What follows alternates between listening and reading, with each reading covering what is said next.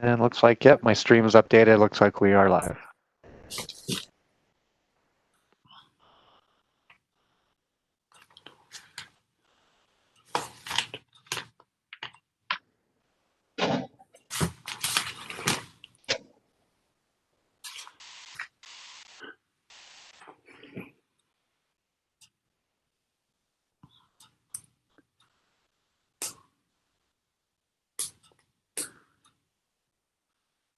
Is Dave Brotherson on today? I do not see him as having joined us yet. Okay. Oh, wait. Yep, I do see him actually. Oh, do you? Or no, sorry, I just saw the initials. SP, that's Shelly. Yeah, I don't see Steve in the participants list quite yet.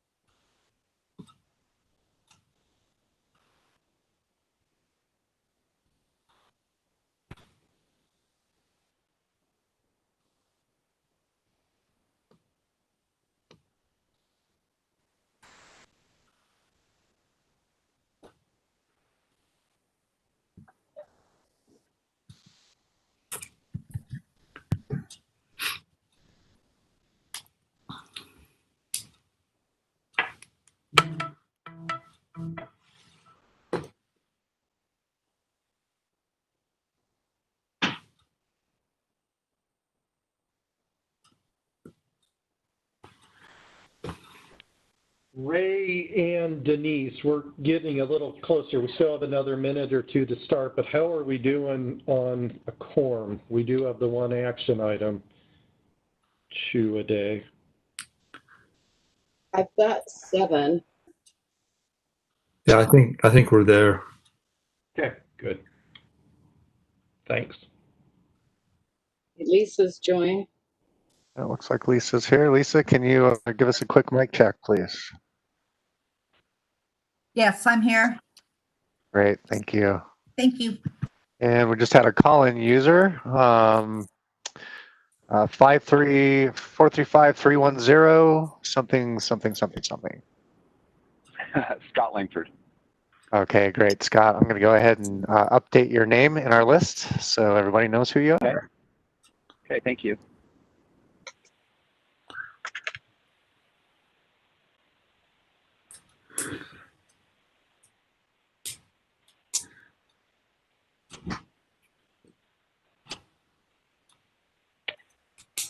Okay, it is that appointed time. James, are we good to start? I think you're ready to go, sir. Okay, wonderful. We'll go ahead and call the meeting to order. I would like to welcome you out this morning to this UETN board meeting. Thank you all for being here. I appreciate, in particular, this time of a year, realizing that most of us have been working very hard the last 3 to 4 months in preparing for right now with the start of school and with our different institutions and organizations. So I'm sure it's a busy time, and thank you all for being here. I hope that things are going well and that you are seeing success. We'll go ahead and start, first of all, with the minutes from our last meeting. They are in board docs. I hope that you all had a chance to review them. If there are no questions or concerns, I will entertain a motion to accept the minutes from our last meeting. I'll make a motion to approve the minutes from the last meeting. Second that. Thank you. All in favor, please say aye or raise your hand. Aye. Aye. Thank you very much. The minutes are approved. It's now my pleasure to welcome a new member of our board. We'd like to welcome Greg Shear, who has just recently been appointed by Commissioner Dave Wolstenhume. Greg is replacing and filling the seat of the retired Gary Covine. And just welcome, Greg. Greg, we'd love to give you a chance this morning to introduce yourself, if that would be okay. Sure. I'll even turn on my video. You don't need to see me, but anyway, I'm happy to be on the board. It's a great opportunity to participate, to learn from you all, and from the great experience that you have. I've been at Davis Tech here for 25 years, and obviously seen a lot of progress, seen a lot of things change over the years. And one constant that I can really depend upon all the time is the consistent efforts from UEN, UETN. So I really appreciate that, and just grateful to be able to serve, and I'll do what I can for however long a period that you'd like me to serve. So happy to be here. Great. Thank you very much, Greg. And again, welcome to the board, and let us know if we can support you in any way, but we are glad that you're part of our team, our board's team. I'd like to give Ray just some time now to update members of the board on terms of board members. Ray? Okay, thank you, Robert. We have 6 of our board members whose terms expired the end of July. And so I'll be contacting each of you to see what your interest is in perhaps continuing. And then we need to go back to your particular organization structure to see if they will reappoint you to continue to serve on the board. So those whose terms have expired are Patty Norman from USBE, Dave Brotherson, also appointed by USBE. He's the superintendent of Duchesne School District. Laura Busby from Higher Ed, or what is this? The System of Higher Ed now. And Steve Hess, your terms have both expired. Tad Morley, who was appointed by the Hospital Association, your term has expired. And then Tammy Pfeiffer from the governor's office, her term has expired as well. So I'll be getting in touch with each of you and checking your interest and availability if you're interested in continuing. And then I'll be contacting the commissioner or the Hospital Association or USBE to see if they will reappoint you or perhaps replace you if that's the desire there. Great. Any questions for Ray about those terms? We all hope that you'll be able to come back. This would be a very lonely meeting if that doesn't happen. So, Ray, let's see if we can get it done. Absolutely. We're expecting a continuation until action is taken. That is exactly right, and I'm good with that. Great, thank you, Ray. Ray, just sticking with you still, we will move to the executive director's report now. All right, thank you. It's been really a busy time for us. It's incredible all that has happened in this year. It's just been, as you all know, all of us have been impacted. We're spending most of our time focusing on the CARES Act and all of the projects that we have. Lisa and Kelly will report later on in the agenda on where we are, but just briefly, we have over 100 projects that we focus on and that need to be completed by the end of December. And they'll give you more details on that. But it's been exciting. I'd say exhilarating. A lot of the things that have happened and that we're able to be part of. We have a lot. I think it's impacted every single stakeholder that we represent and that we serve, and it's been nice. And one example is yesterday and today, the legislature is in a special session, and we're heavily involved with that in having that be done virtually, as well as some. Now they have some face-to-face interaction up there, but most of it's still virtual. We provide the tech support for that, and we also over KUEN are broadcasting those sessions. So if you want to watch it, you can get on to one of our stations, and you'll be able to see that. The last regular session that we had, Representative Lyman sponsored House Joint Resolution 14. And what that resolution is it has us, UETN, working collaboratively with the IT group from the legislature, studying and recommending best practices for telegovernment. It ties right in with with what we're doing.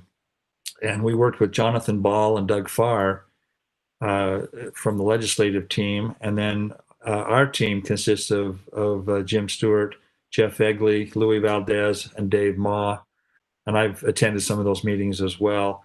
But we've been looking at other states, what's happened, what happens if you do have a pandemic, and you need to completely run your legislative session virtually. That's what the time.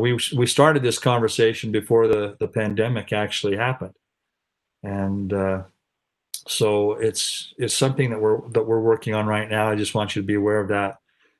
We are to report back to the legislature by the end of November on what our recommendations are. So we'll be bringing some information to you before we go and make that report. We are currently going through an audit. The Corporation for Public Broadcasting is conducting an audit, and we're right at the tail end of the audit. They've given us a draft of their findings, and we'll be reading through that, and then we'll formulate a response, and then they'll come back out with a final findings of the audit.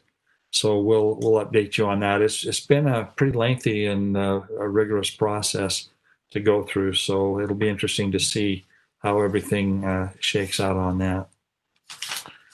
One thing I was going to share with you on the legislative session yesterday, just an FYI, the state had an additional $122 million of CARES Act funds that they have redistributed. You're aware that we had $125 million that we've been working with. Well, they let me just give you a breakout what this other $122 million is. It doesn't come directly to us, but in the education side, $25 million for broadband internet access in eastern and northern Utah. So I don't know the specifics of that. I don't know if any of you are familiar with what that money is intended for eastern and northern Utah. $4 million for Wi-Fi access to residents in San Juan County, which is Utah's poorest county. That's a project that the school district is doing. We have met and discussed with them what their thoughts are and what they need to be doing, but that's totally the school district's project. $15 million for classroom supplies and equipment, including personal protective gear, and then another $4 million in additional personal protective equipment that in turn frees up federal funds for charter school enrollment cost increases. So that's the funding of that $122 million that has gone out to the education side. There's others that go out that are for business types of ventures and that. But anyway, that's some of the action that they took yesterday. I think that's all. That's all that I have, Mr. Chairman. Okay, thank you very much, Ray. Any questions or discussion?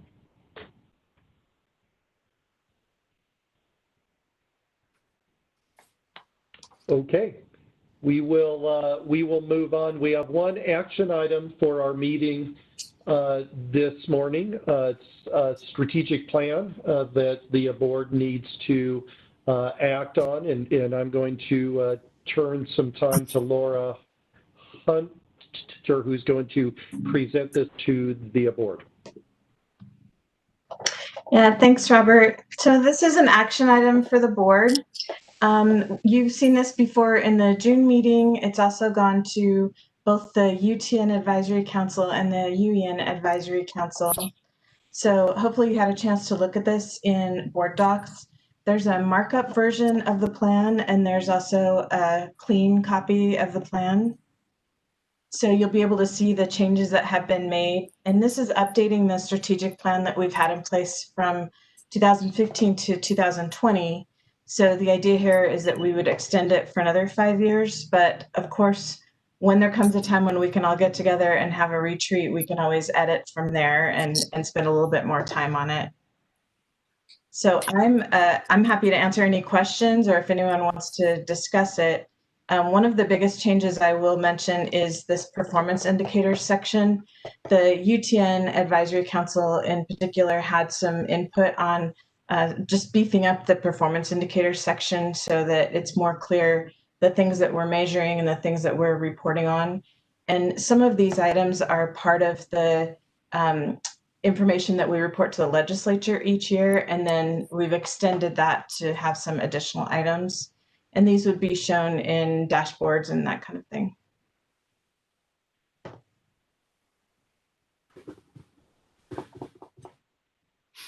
Thank you, Laura. Any questions or discussion that you would like to have? Chair, this is Patty Norman.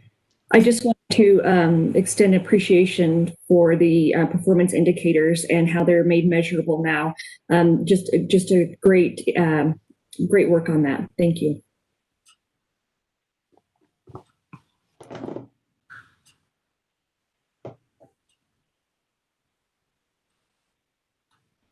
So unless there are any other comments or questions, I will just remind you, so this is the second reading, and it's listed as an action item if the board is prepared to take action.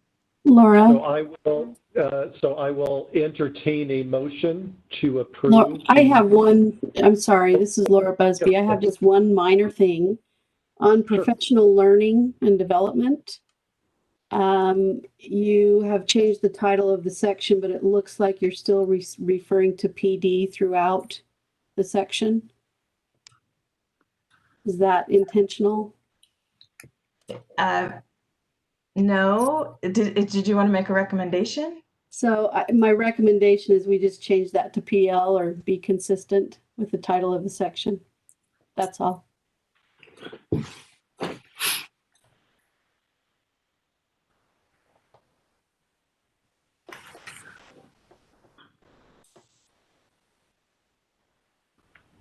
Okay, any other discussions, questions?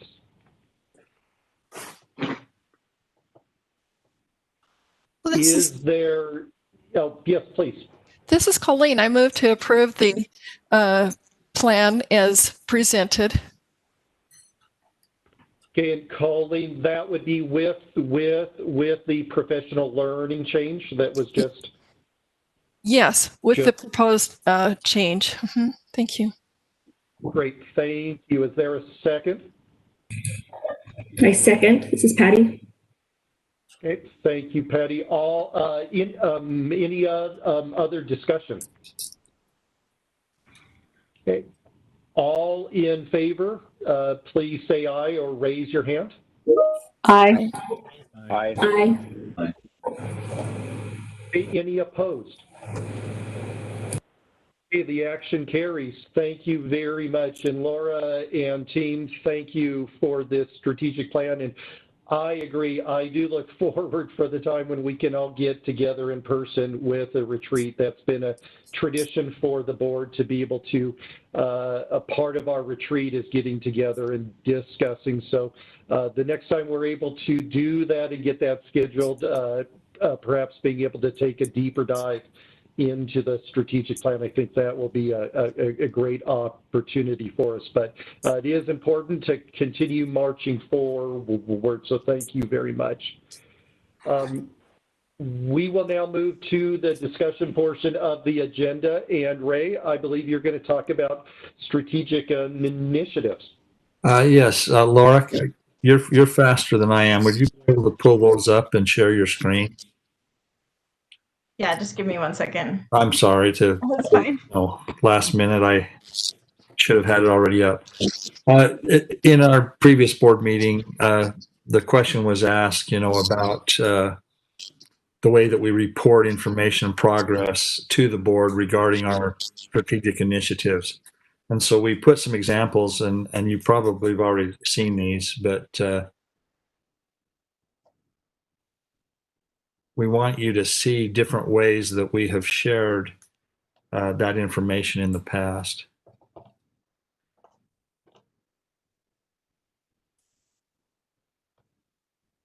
Okay, this is the reporting out of the initiatives, and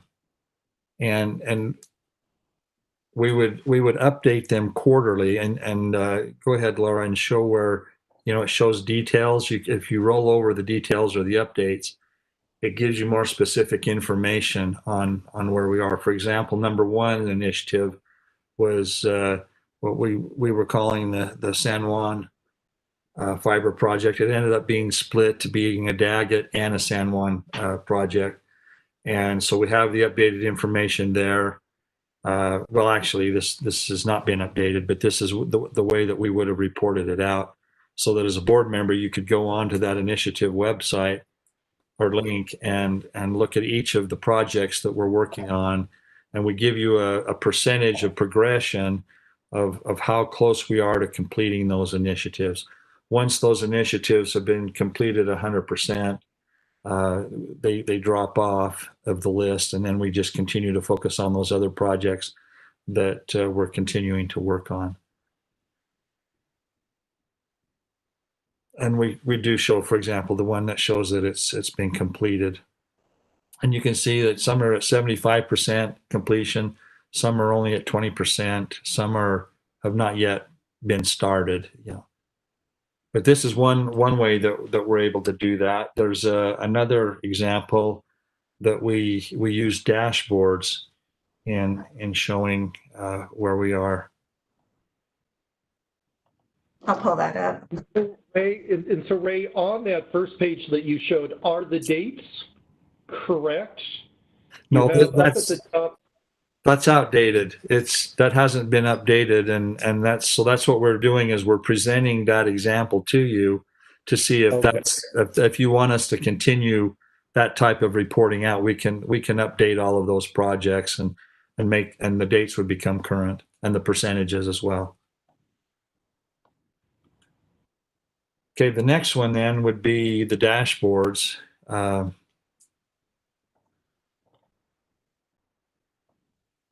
So we have, excuse me, we have dashboards for all of the main areas.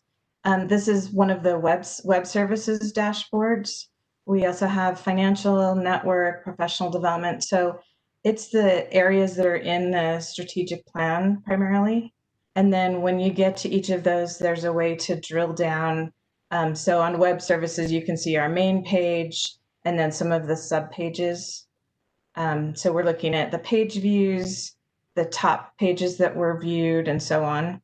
And these have been kept up to date. It's the metrics that we're looking at.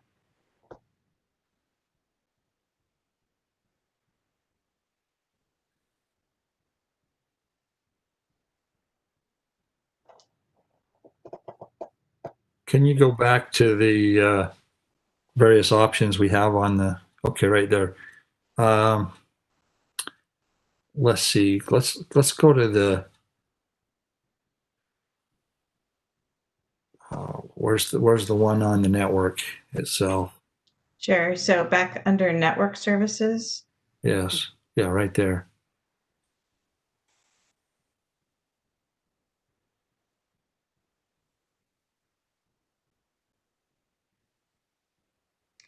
And it looks like there's some sort of a problem with the feed. We're not seeing it. We are able to see the WAN connections. Okay, yeah, right there's, this is one that I find extremely valuable. It shows each, this has to do with K-12 as far as what type of connections they have. Do they have 1 gig? What do they have, and how many in each school district?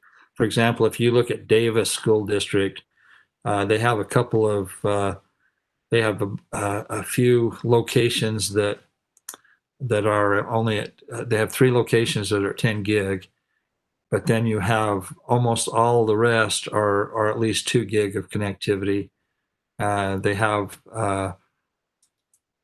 98 total schools, and 4 of those are special purpose schools as well. So it lets you look at each individual district and see what type of connectivity is available for those. How about Beaver? Would you click on Beaver? I think someone with this group is interested in that. Dave, I don't know if have you seen this metric at all?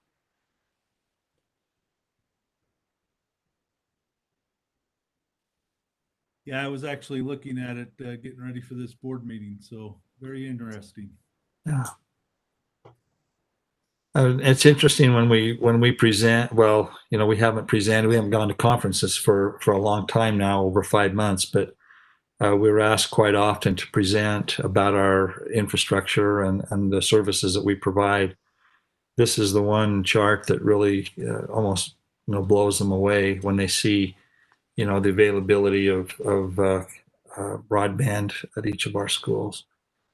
Most of them are still 100 meg or fewer. Okay, so that shows different types of dashboards. We have also in the past, we've reported very specific initiatives directly to the board. Anytime a board member wants an update of anything specific, we can simply just put that on the agenda and make sure that we're prepared and we can share that information with you. And then we also annually have our board retreat, where we take everything and lay it out and try to make sure that you have the information that you need to make decisions on direction and where we need to be going. So my question to you as board members are these things that you would like to see us to continue to update, or are there other means of reporting that would be of greater value to you?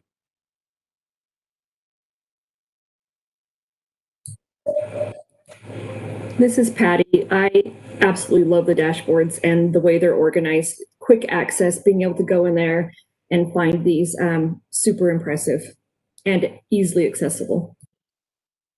Thank you.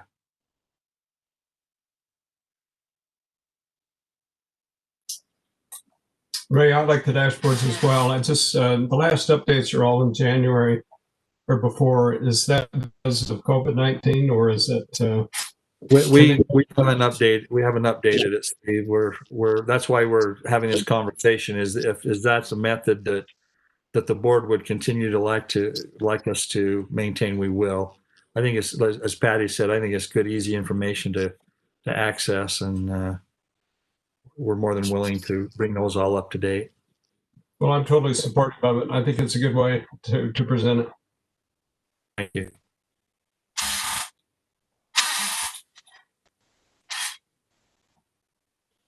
Is there any other process or way that you have seen with other groups that may be something we may want to consider?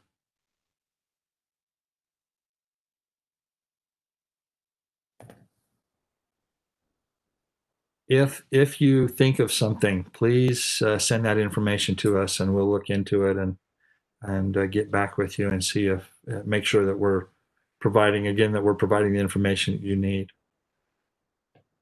Ray, is this something that you'll be pushing out to the legislature too, to legislators, looking at progress of different initiatives, or is this something that will just be for the board? It's publicly viewable, of course, but I was just curious if you and the leadership team have thought that there's a purpose or role that it could play with our committee. Yeah, we do. I have used many of the dashboard items in committee meetings, in presentations. The financials, if you want to see the financials, it's a very nice breakout of our financials, and the network itself. Just a lot of good information there. So it's not something that we would just have just for our board, but it would be public information readily available, and especially for our legislators when they have questions on how things are going. It's always good to update them, because they like to know where the funding goes that they appropriate to us, and this is a good way that we have found to be able to share with them as well.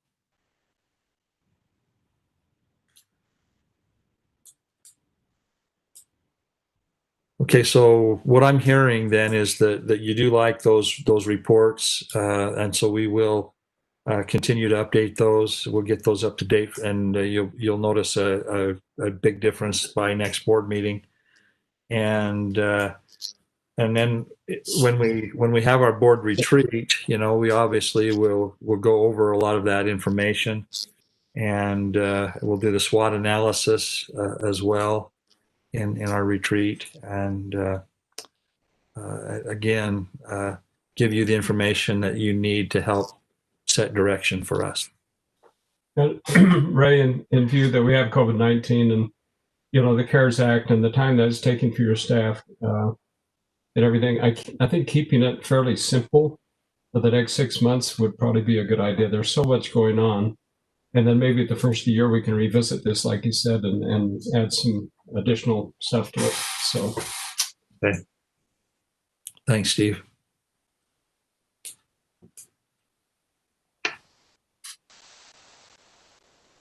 Okay, Robert, I'll turn it back to you then. Okay, great. Thank you, and thank you all for your input.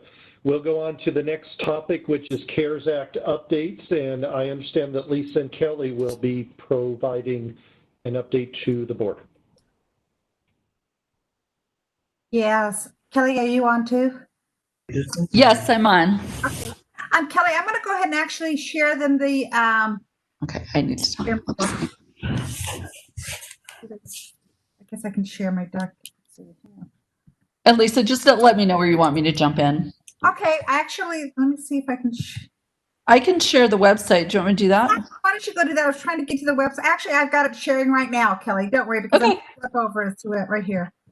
And I've actually, regarding the CARES Act as a whole, first of all, we have public ed, higher ed, the technical colleges, and we have about 240 projects running through us. Of the 240, 140 of them in the public ed sector. The rest of it is is everybody else. And we've gone ahead, and this is on the website, but it actually kind of gives a very general view of what the CARES funds are going for. The Utah Education. Lisa, do you want me to show the actual website? Why don't you do that? Let me get out of that. That's fine. Okay. I had it pulled up. Did we have? Give me 1 second. But we've had overall, I'll tell you, it's been amazing. Everyone who's been working on it while Kelly's pulling this up. everyone is hitting the mark all the way through, and we're asking for a lot of information for reimbursement for everything else up front. And I would say everyone has done an amazing job. They're all understanding that we realize how much money we've been entrusted with, and we have no question we'll be audited. And so our attitude is we want all the information up front so we're audit ready, because we're going through, so many people are involved with this program. And we have metrics people are hitting. Everyone is just hitting the mark. We're feeling really comfortable with all the projects. Kelly, go ahead. Can you share that now? Kelly, it's Laura. You're not showing the website, but I'd be happy to if you want to talk through it.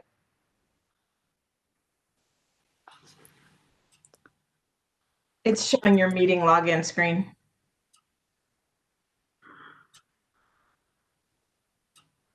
Yeah, if you could share it and then I'll walk through it, that'd be great. Thank you.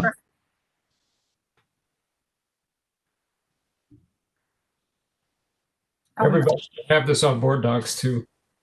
Yeah, we do have it on board docs. We've loaded it onto there. Okay, yeah. So we just did a very general website that does kind of a description of our CARES Act funding, explaining, the purpose of the funds that are to help with the COVID pandemic, and just stating that the legislature and governor's office have assigned to us the responsibility of administering these programs. So what we did just some general information. We kind of categorize the projects generally speaking. So our state network enhancements, we're upgrading older equipment. We're enhancing network instrumentation to evaluate and improve the user experience. We're improving our security monitoring. We're improving data backup and recovery. We're implementing a virtual operations management system. Improving our recording abilities on the IVC, expanding our content filtering. And then, as many of you know, we have several statewide software contracts that we have listed. We are working on a K-12 wireless equipment program. And then wherever there's additional information, we're just going to start adding links to this, and we'll probably augment it, but this just gives a good overview. It talks about what we've done for the telehealth enhancements. And then our professional development section, we are implementing a program to encourage teachers to take professional development courses, and so they can learn more about that program. The university continuing education has enhanced some of their offerings through CARES funding, so we've listed those out. And then, as many of you know, we are working with all of the higher ed institutions, and most of them have the 5 projects listed. 1 or 2 of them have opted out of one of these categories to increase funding in another category, but they're all doing, all of them are doing edge wireless hotspots, so making more opportunities for people to space out on campus for social distancing, equipment and software protection, online learning, so any software related to that. Most of them, I think there are 1 or 2 that have opted out of doing laptop and hotspot lending. And I think the ones that have opted out are doing programs, but it's through their institutional care funding. And then also additional software. And then the technical colleges, their programs are very catered to the institutions. And so we're still working through some of their approvals on their programs. So those are going to vary by institution, but we'll probably eventually put a little bit more information about those. And then there's 2 internet programs. There's a K-12 home internet program that we are just standing up, and Patty has been instrumental. Patty and Sarah Young at the State Board of Education have helped us get that program going, and it was just announced a few days ago. And that will be a competitive grant program where the districts can provide internet services for some of the most vulnerable students. And then there's also a hotspot lending program for libraries where several libraries that had indicated the state library did a survey to ask for interest on doing hotspot lending programs.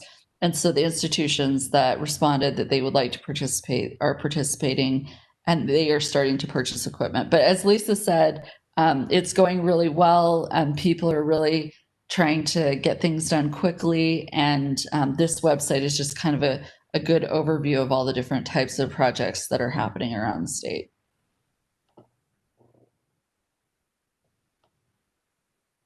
And with technical colleges, the reason why they're just a little bit further behind is because we did that. They came into the program about 2 or 3 weeks later after the other institution. So, but in our eyes, everyone's on board. Everyone's hitting mark. They report every week. We receive a report every week on the projects that they're doing. They give us updates. If they have any issues, we address the issues. Most institutions, everyone has ordered their equipment needed, such as with the IAPs or the switches, whatever they're needing, but they've ordered that, which was important for us to make sure they're going to hit the timeline. Everyone has to have, all projects will be up and operational, complete by December 30th. Everyone's aware of that. So it's being monitored closely, and I feel really, really good with the projects. We're real proud of them all. So we're really proud how well they're doing, actually. So yeah, there's some really great stuff. And they're great to work. Everyone's great to work with. I think that's what's been really nice for Kelly and myself, is how good they are to work with, and how everyone wants to do everything the way we would like it to be done. Well, and just a reminder that when the legislature asked us to do this, they wanted it obviously to be immediate impact to help mitigate the impact of the pandemic, but they also wanted it to have long-lasting impact on the state. And as you look at all of these different projects and different categories, everyone on the board, it represents someone, that entity, and everyone has being impacted for the good, and it will be long-lasting impact. Well, we, in the meeting with the CIOs last week, one of the statements that came out I thought that was really interesting was that the amount of technical debt that had been eliminated by this CARES Act funding, and also the security endpoint protection. We're much more secure. We have greater capacity, and also the hotspot, being able to get students who want to get out in the parking lots or out in patio areas outside, so that they can get access to the internet, because the last mile issues have been a big problem.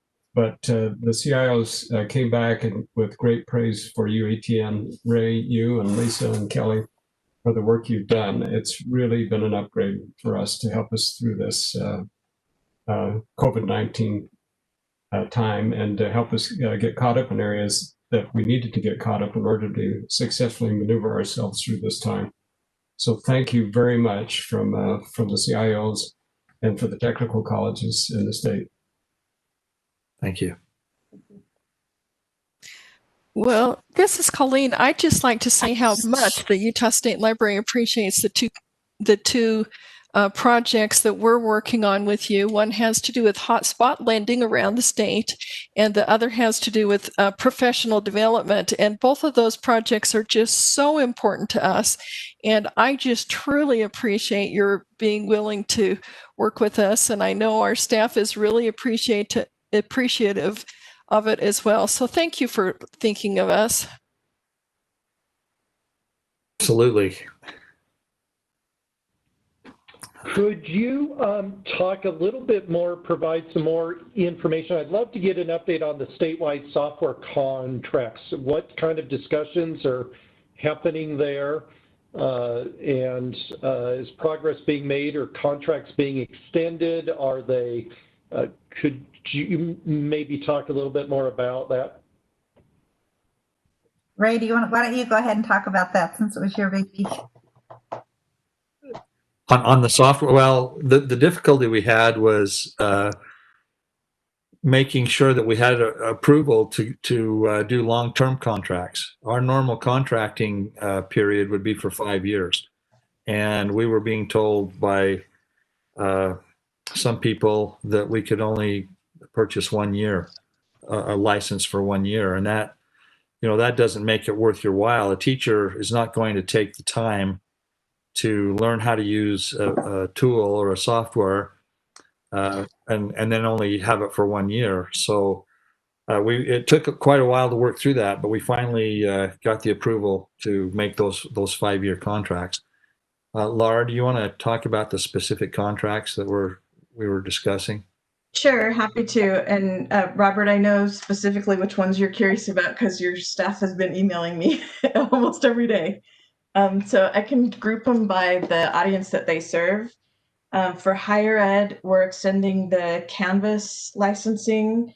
We're adding tier 1 support for Canvas. We're assisting with proctoring costs for this year because online proctoring for exams has gone up significantly. And then closed captioning for the video that are associated with online courses. For K-12, we launched Nearpod about 2 weeks ago for all of the schools statewide. We're working on the Adobe grade 7 through 12 contract. We're also bringing in some national professional development for K-12 from ISTE and Leading Edge Learning. For all of the partners, we're increasing the amount of STEM, arts, and well-being programs, and we have sub-awards going to those organizations. We're also launching an online chat support, so any teacher or faculty member or library staff across the state can get some immediate support in the evenings and weekends. And then for libraries, Colleen mentioned the professional learning program that we're launching. We've also helped support them with a Canvas instance so they can be using Canvas for the library staff and adding some video tutorials and other content like that.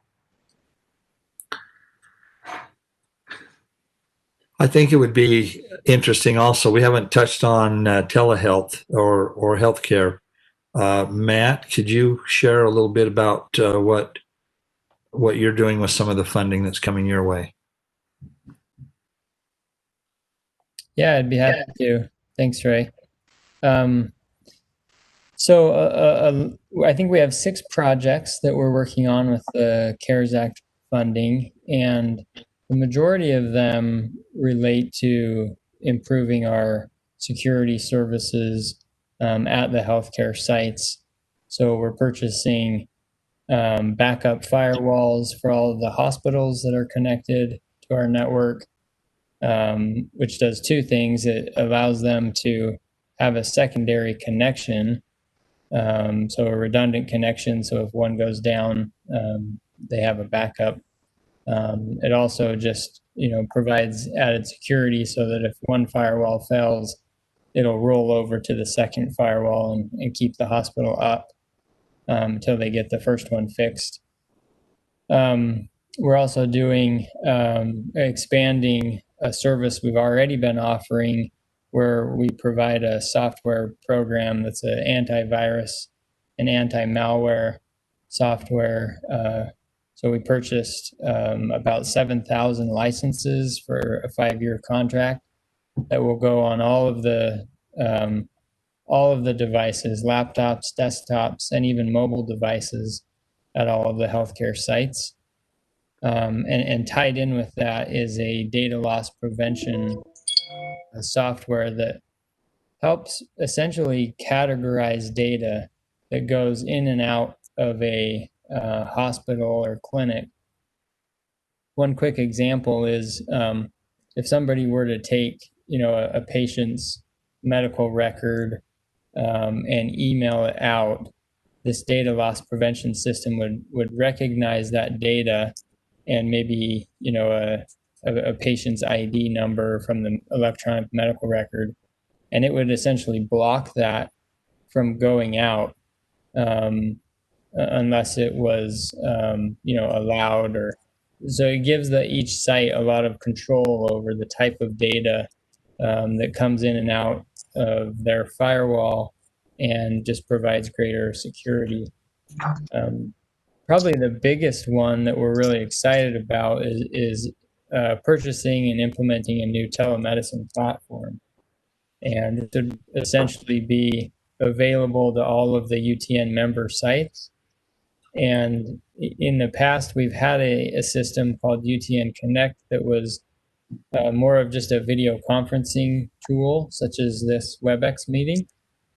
And the new system is more of a full suite telemedicine platform where patients can log in, they can electronically sign a consent form, they can make a payment online, put in symptoms and fill out a form and be put into a virtual waiting room. And then that notifies a provider at the site who can then join that virtual waiting room and meet with the patient. And so it kind of builds in that whole workflow of visiting with a provider virtually.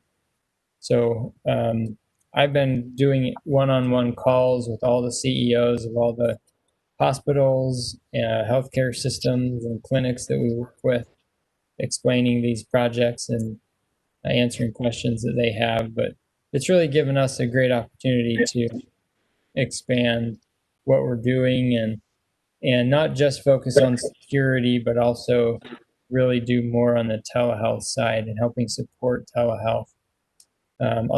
Last thing, one of our clinics went from about 10% telehealth visits before COVID-19 to about 75% of their work all being done via telehealth. And so, I mean, it's telehealth, the telehealth world has changed, and it's exciting to be part of that and to be able to expand what we're doing with this CARES Act money has been a great opportunity. Thanks, Ray. So Matt, this is Tad. I just want to say thank you for the great work. The demand on telehealth and the structures that support it is unprecedented. And I agree with the priorities that you've chosen. The vulnerability, I think, from a security perspective, is also unprecedented. People are taking advantage of that, and so I just really appreciate the fact that the new platform is going to be wonderful. So completely support the priorities that have been established, and appreciate you and your team's work during a time that's been, just unbelievable demand. So thank you. Thanks, Tad.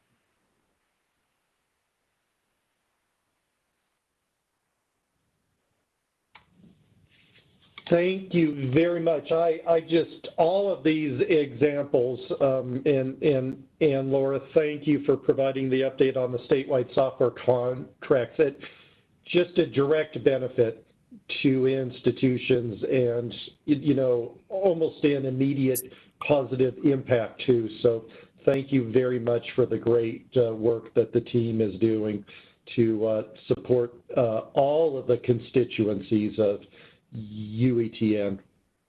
Other questions about this?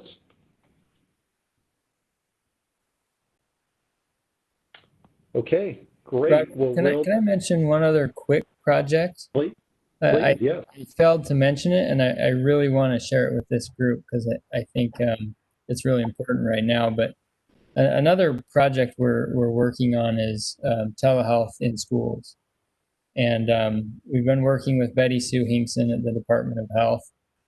We've reached out to a few school districts, but I'd love to get feedback from those of you, at school districts on the needs here. But we've been looking at using some of the CARES Act money to purchase these small devices that allows school administrators to be able to take basic vital signs of students and send those, remotely to a nurse at another location. We've got, school districts where we have 2 school nurses that cover 10 schools and, many, many miles and distances between them. And so our first goal is just to get them access to telehealth, to be able to have a nurse in another location connect to the schools that they're responsible for, even just to answer questions, to see students virtually for things that they can handle over telehealth.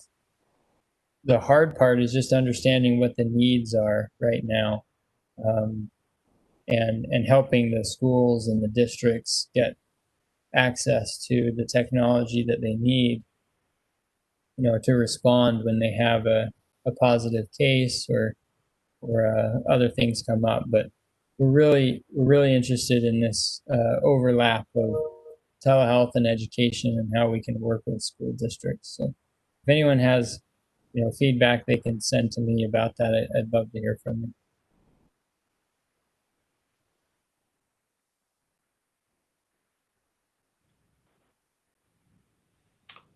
Okay, thank you very much. Any other questions or discussions about the CARES Act funding?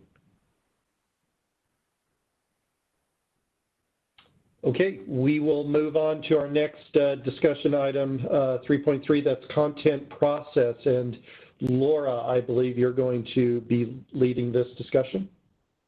Yes, that's right. Thank you. So this is a draft policy for the board to discuss, and then we'll bring it forward for board action in a future meeting. It has been reviewed by several people who are on the board, and I want to thank you in advance for your help with that. So this is in response to some of the questions that happened, if I'm sure you recall, about a year and a half ago that came up with our online library in EBSCO. And in looking at that, we realized we had content policy for what happens over broadcast, but not for the online resources. And so this policy combines those ideas, so it's broadcast and online resources and all of the things that we distribute as an organization. The ideas for this were borrowed heavily from the American Library Association, and thankfully they had a really great toolkit on their website that Colleen and her team referred me to, so I appreciate that.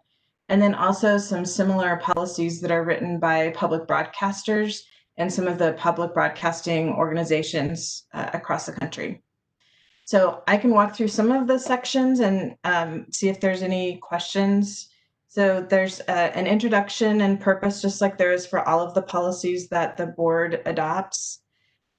We talk about our process for selecting material and the things that we look at, mainly aligned to our mission and the mission that you all just approved in our strategic plan a little while ago. And then the criteria that we use when making a selection, of course, being an educational service, the first thing is the value, the educational value. And then other values that we follow with our criteria for selecting content. And then there are also practical considerations such as budgets and the audiences and the length of the program or the cost of the program or things that might fill a gap that we have. We talk about how often this content is maintained and what the process is for that.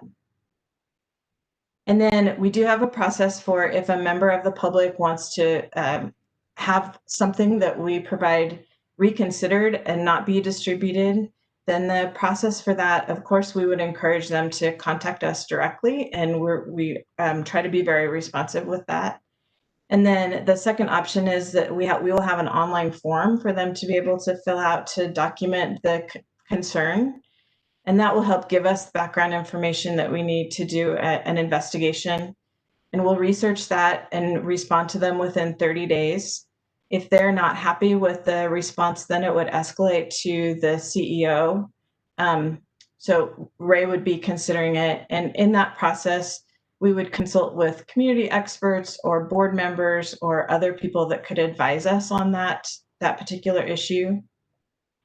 And then during that reconsideration process, and this is consistent with what libraries also do, the question content would remain available during the review process. And then, yeah, it just talks about how often we would update this policy. All of our policies are updated at least every 5 years. Some of them are annually, so it would just roll into the review maintenance queue with all of the other policies. And you'll see further in this document, there is an example of what the online form would look like. So this is if a member of the public wants to have us reconsider some of the content, then this is the kind of information that they would fill out to help give us the information that we need to do an investigation and research it further. And then there's an example of the kind of letter that we would send to them, just assuring them that we are taking their request seriously and were investigating and would respond to them within 30 days.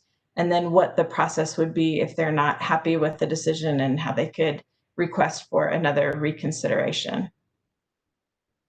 So that's pretty much the process itself. I will say that the advisory councils have looked at this and their feedback has been incorporated. And some people, like I said, with expertise in this area from the library community and public media have also just been really helpful in suggesting edits. Those have been incorporated too. So this is first reading, and then assuming what the board wants to do, hopefully we would bring it forward for action at the next board meeting.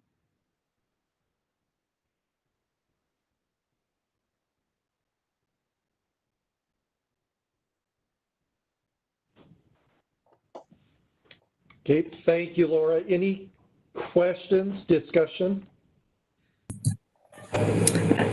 This is Patty. I wanted to thank you guys for doing this. I know that that a lot of this was brought about by some of the USBE concerns and what was happening there with EBSCO.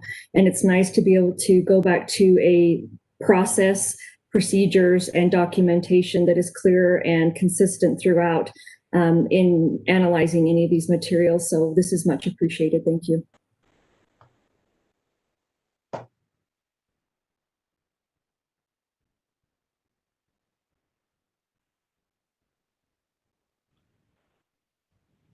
I would just say, Laura, I appreciate the criteria for selection. We're in an unprecedented time of social discourse across our country, and being able to have a document like this that it says, among other things, that we recognize the importance of social discourse is important. The civic engagement, mutual respect, I think all of those are very important. So I really honed in on that.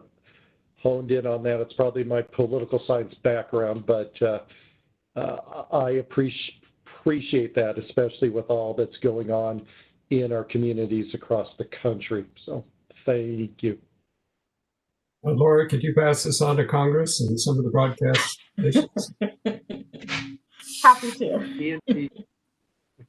Indeed. Okay, so that's our first reading then, and we will look to see this at an upcoming board meeting then. Laura, thank you very much. Yeah, thanks for the input. Good work. Okay, we will move on to our reports. We'll hear from our two advisory councils now, and we'll start with the UTN Advisory Council. And Matt, I believe you're going to give that report. Yeah, I will. Thanks, Robert.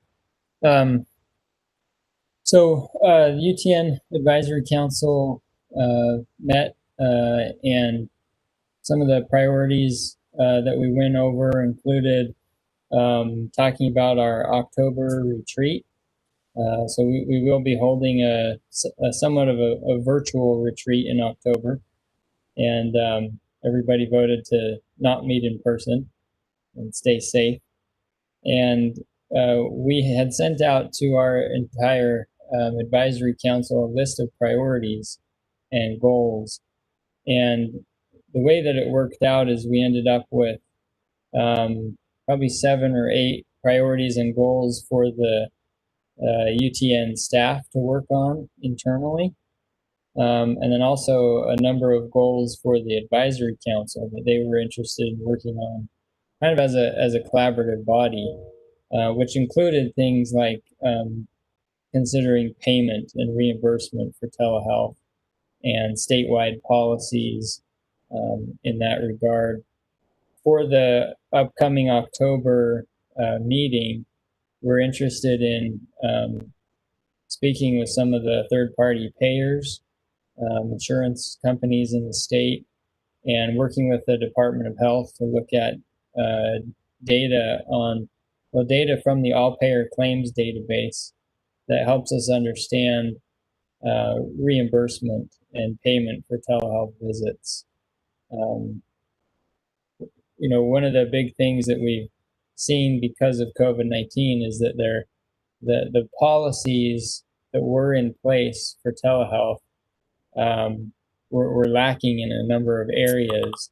And in order to expand telehealth and use it as an effective tool, a lot of policies had to change, and they changed quickly, both at the federal and state level. But the biggest thing always comes back to payment. How does a provider get reimbursed and paid for a telehealth visit? And so that's what the advisory council wanted to focus on, and have discussions with payers, and have that be kind of the theme of our October meeting. We also introduced some new staff. So on the telehealth, on the national, on the resource center that we operate, the Northwest Regional Telehealth Resource Center, we've hired 2 new staff members, a program director and a program manager. So we introduced them to everybody on the advisory council and talked about some of the work that we're doing as a regional resource center to promote telehealth and provide better education and training. One really great example I'll share before I'm done is in the state of Washington, there's a telehealth collaborative, and the legislature in the state of Washington passed a new bill this year that requires all licensed healthcare providers to go through some kind of a telehealth training program. And they tasked this telehealth collaborative with providing that training program. And so they reached out to us as their regional telehealth resource center and asked if we could create that content and host it in Canvas, so that all their providers could take the training, take a small exam at the end, and get a certificate. So we're doing that. We're working on it right now, building the content into Canvas, and we're going to use that as a model for the other 6 states in our region to support training, telehealth best practices, how to get reimbursed, how to bill correctly, and we'll eventually expand that to the other states that are interested in that training. So obviously a lot is going on. In terms of the increased use of telehealth, I've seen numbers from different organizations that show that there's been a 4,000 to 8,000% increase across different healthcare systems in the use of telehealth. And one of the things we're excited about is the fact that it's been expanded into areas where we really don't feel like it's going to go back. They're using it now for things like post-operation follow-up care, where we just didn't think of using it that way in the past. And it saves travel time, and it reduces all these other expenses for patients. And so the advisory council is really focused on how we can help people get reimbursed and make telehealth a profitable part of the way that they do business. So those are the things that I wanted to cover for the advisory council in the last couple of meetings and the future meeting in October. That's it. Any questions from anybody?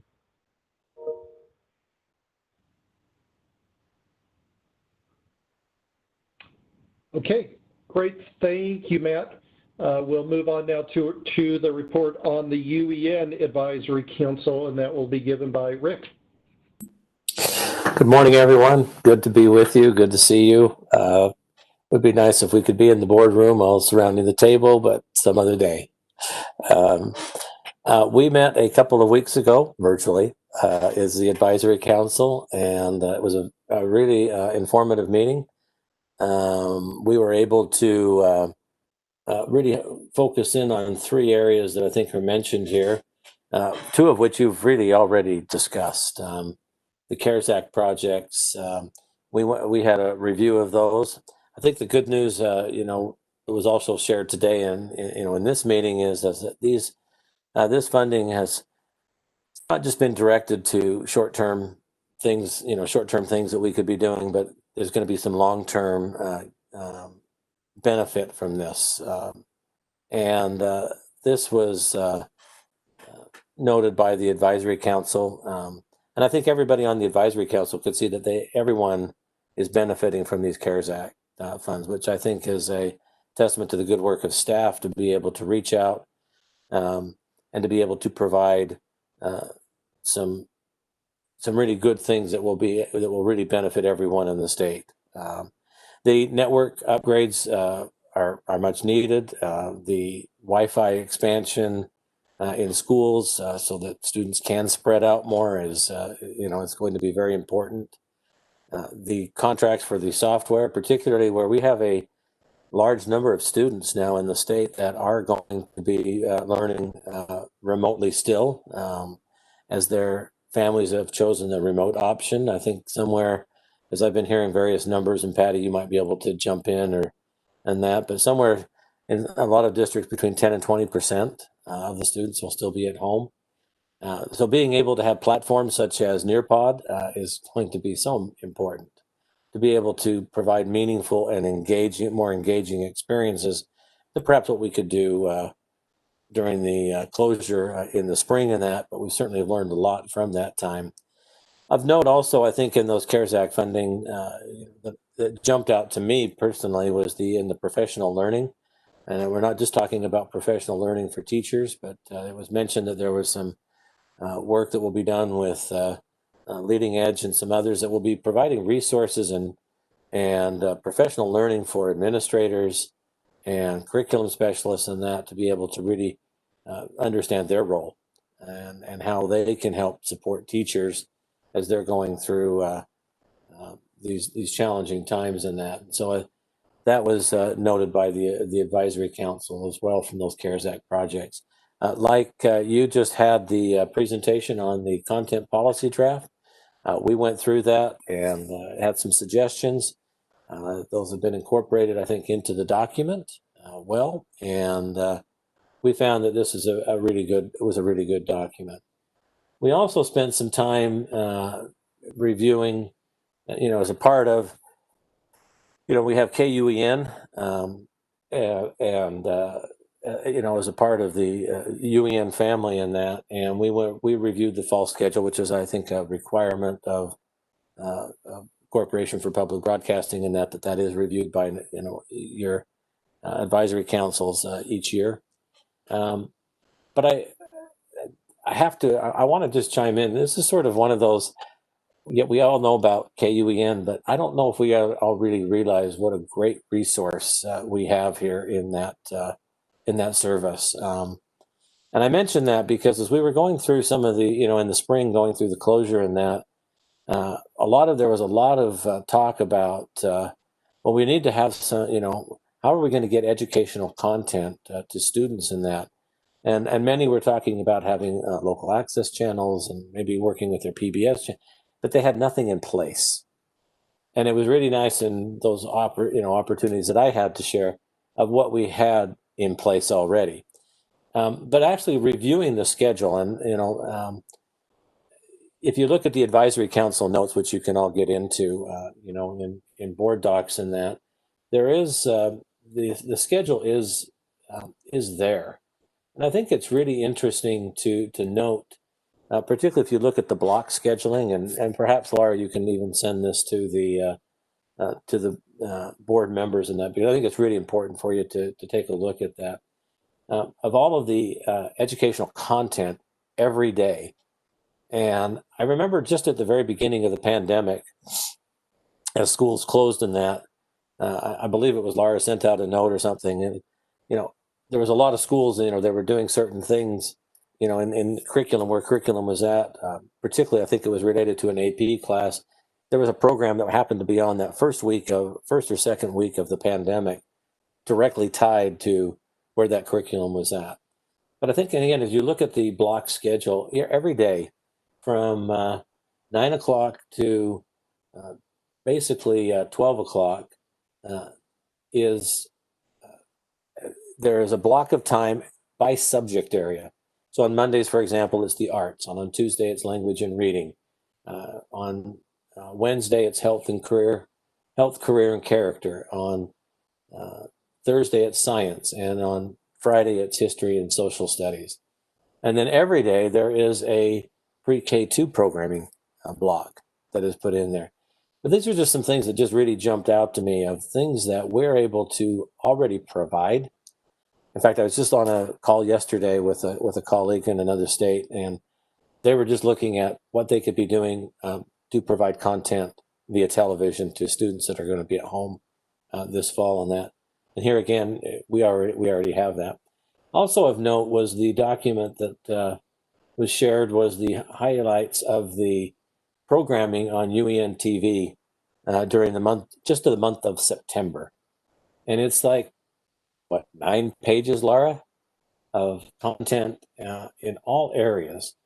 And here again, for helping teachers and families that might be helping their students learning at home, these are great resources. And I think we probably what's the word I'm looking for? We underemphasize some of this great content that is already out there that can be viewed, and much of this is, a lot of this content then goes and resides in the in e-media and that, so that can be viewed at later times as well. So those were the things that we discussed. I just wanted to really highlight that schedule of KUEN because as I see other states that are struggling to figure out how to get content and resources, we should be aware of a great opportunity, the great things that we have here already. And with that, I will turn it back to you, Robert. Thank you, Rick. Any questions for Rick about the advisory board?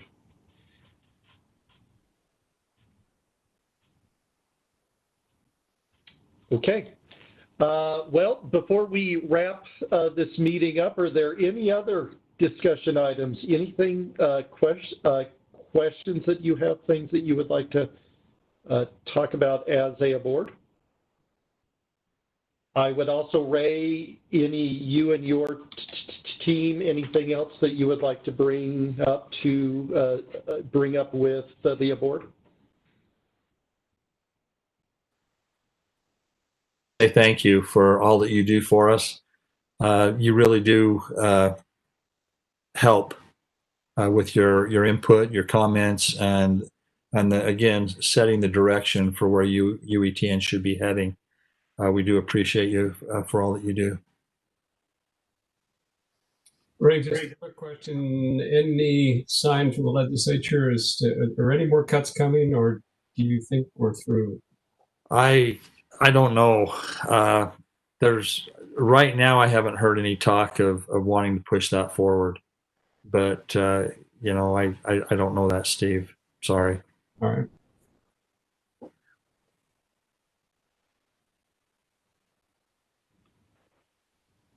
Okay. Well, our next meeting is scheduled for October 23rd, 10 a.m., and that will be web conferencing again. And we hope soon that we'll be able to meet in person, but if you could please plan on that meeting. I will note that there is an informational item in the board docs too, a nice New York Times article, and I'll draw your attention to that. And if there are no other discussion items, I will entertain a motion to adjourn this meeting. So moved. Very second. Second, thank you very much. All in favor, please say aye or raise your hand and wave at the same time. Aye. Thank you very much. Appreciate it. You all, best to you all as we move into fall. Thank you all very much for your great work. Thanks, everyone. Thanks, Robert. Well done.